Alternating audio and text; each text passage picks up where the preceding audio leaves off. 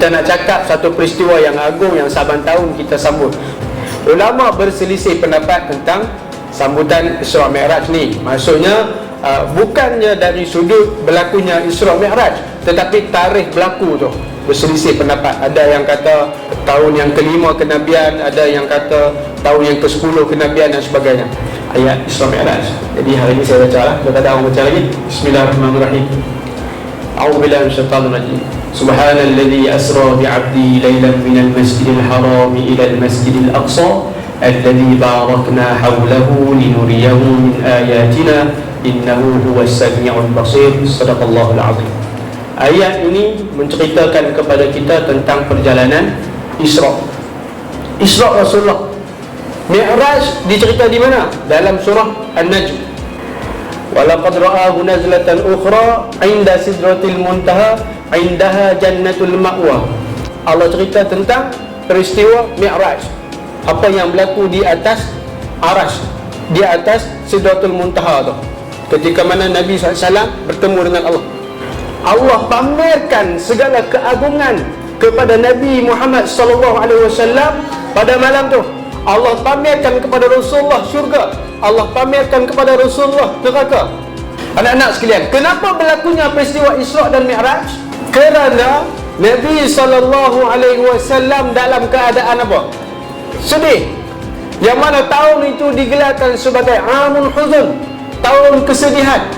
Ketika Rasulullah SAW berada di Mekah, Nabi diuji, Islam ditekan, Islam dipulau, Islam dihina.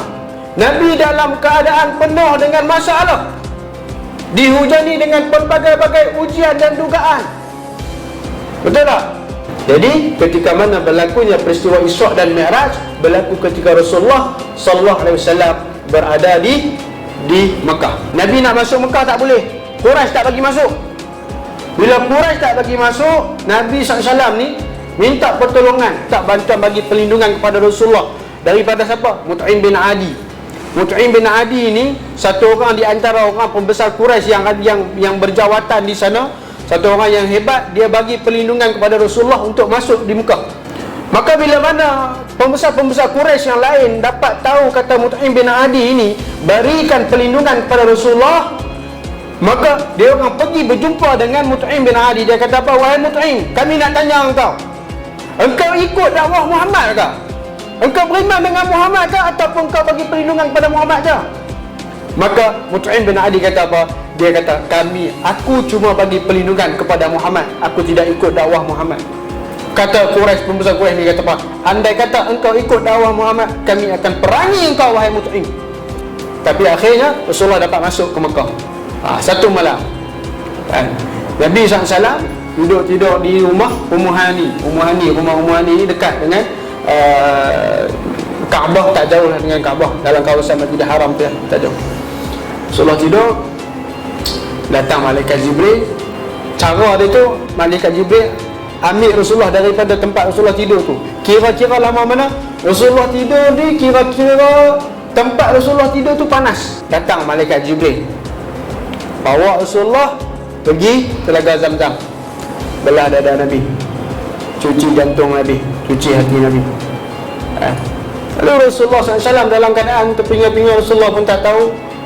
Lalu Jibril bagi tahu kepada Rasulullah SAW bahawasanya ini adalah apa yang diperintahkan oleh Allah Subhanahu Wa Taala. Rasulullah tak tahu Jibril nak bawa pergi mana, apa semua belum tahu. Jadi Jibril datang bersama dengan satu tunggangan. Nama apa tunggangan tu? Burak. Ini burak, sekali dia kepak, burak ni warna dia putih, besar sikit daripada kadai, kecil sikit daripada kuda lah. Hebat ni, sekali dia injut, sejauh mata memandang hilang, tak nampak dah. Burak. Lajunya, laju lagi pada cahaya. Dah sampai, ambil bawa Rasulullah sampai pergi ke Masjidil Aqsa. Dalam perjalanan tu sampai Masjidil Aqsa di Palestin. Siapa tunggu Nabi? Para Rasul tunggu. 124,000 orang Nabi, 313 orang Rasul, 25 orang Rasul yang wajib kita ketahui, 5 orang Rasul Ulul Azmi. Betul tak? sekalian Rasul. Tunggu siapa? Tunggu Rasulullah sallallahu alaihi wasallam, ketua bagi segala Rasul. Siapa dia?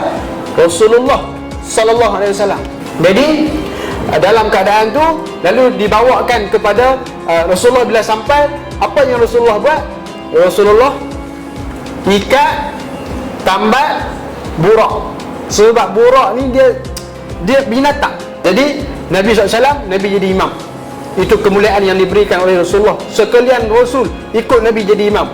Habis saja Nabi jadi imam, dibawakan kepada Rasulullah dua jenis minuman, arak dengan susu.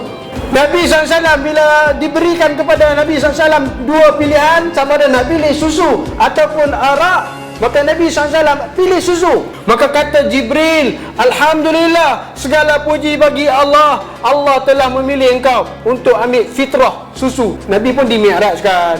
Mi'raj, naiklah sampai ke langit, dan pintu langit, sampai di pintu langit, perbualan berlaku di sana. Malaikat jaga pintu langit pertama tanya, man anta? Ada Jibril. Man ma'aka? Siapa bersama kamu? Rasulullah. Buka langit pertama, pintu langit pertama buka. Nabi naik, jumpa dengan Nabi apa? Langit pertama, Nabi Adam. Semua ucapkan kepada Rasulullah, selamat datang, selamat datang, wahai Nabi Allah saleh, wa akhi saleh, wahai saudaraku yang saleh. Semua mendoakan kepada Nabi SAW. Nabi Adam mendoakan. Naik langit kedua, jumpa Nabi apa? Nabi Yahya.